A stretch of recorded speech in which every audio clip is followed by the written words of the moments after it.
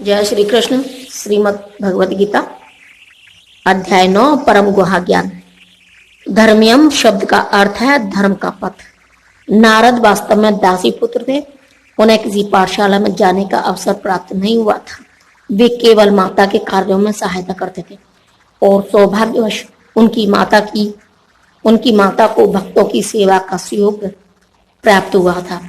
बालक नारद को भी यह सुअवसर उपलब्ध हो सका कि वे उनकी भक्तों की संगति करने से ही समस्त धर्म के परम लक्ष्य को प्राप्त कर सके। यह लक्ष्य है। सामान्यतः धार्मिक व्यक्ति यह नहीं जानते कि धर्म की परम लक्ष्य व्याख्या करते हैं।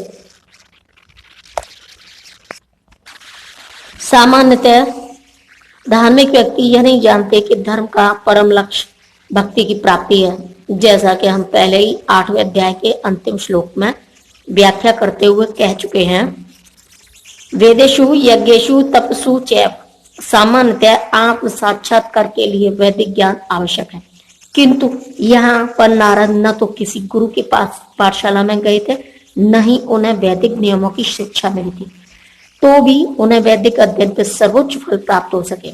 यह विधि इतनी सशक्त है कि धार्मिक कृत किए बिना ही मनुष्य सिद्धि पद को प्राप्त होता है।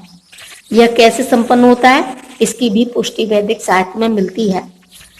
आचार्यवान पुरुषों में महान आचार्यों के संसर्ग में रहकर मनुष्य आत्म साक्षात्कार के लिए आवश्यक समस्त ज्ञान से अवगत हो जाता है, भले ही वह अशिक्षित हो या उसने वेदों का अध्ययन न किया हो।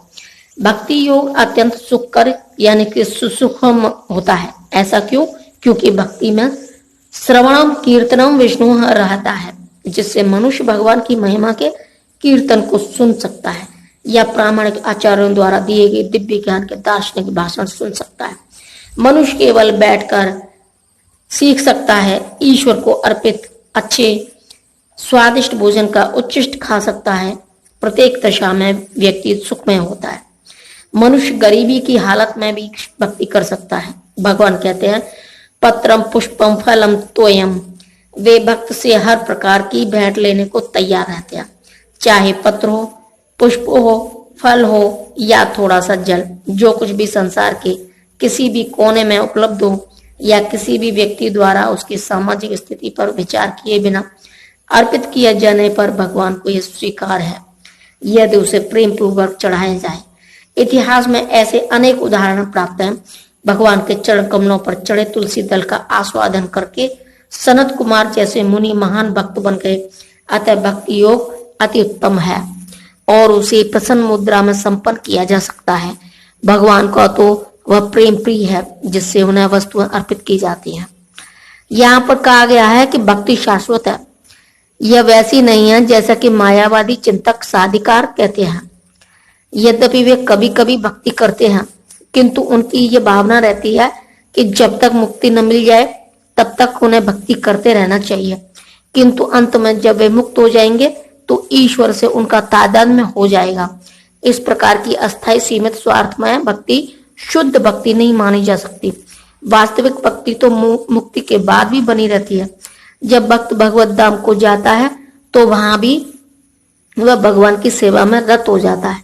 वह भगवान से तदाकार नहीं होना चाहता। जैसा कि भगवत गीता में देखा जाएगा, वास्तविक भक्ति मुक्ति के बाद प्रारंभ होती है। मुक्त होने पर जब मनुष्य ब्रह्म पद पर स्थित होता है यानी कि ब्रह्मभूत, तो उसकी भक्ति प्रारंभ होती है। सम सर्वेषु भूतेषु मद भक्ति लभते पराम। कोई भी मनुष्य कर्मयोग, ज्ञान योग, अष्टांग योग या अन्य योग करके भगवान को नहीं समझ सकता।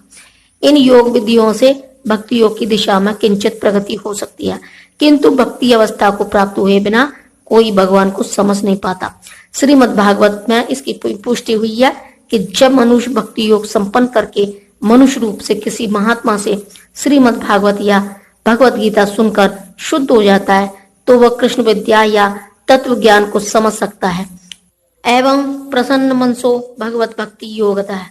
जब मनुष्य का हृदय समस्त व्यर्थ की बातों से रहित हो जाता है तो वह समझ सकता है कि ईश्वर क्या है। इस प्रकार भक्ति योग या कृष्ण भावनामृत समस्त विद्याओं का राजा और समस्त गुहा ज्ञान का राजा है। यह धर्म का शुद्धतम रूप है और इसे बिना कठिनाई के सुख पूर्वक संपन्न किया जा सकता है। अतः मनुष्य को चाहिए कि इसे ग्रहण करे।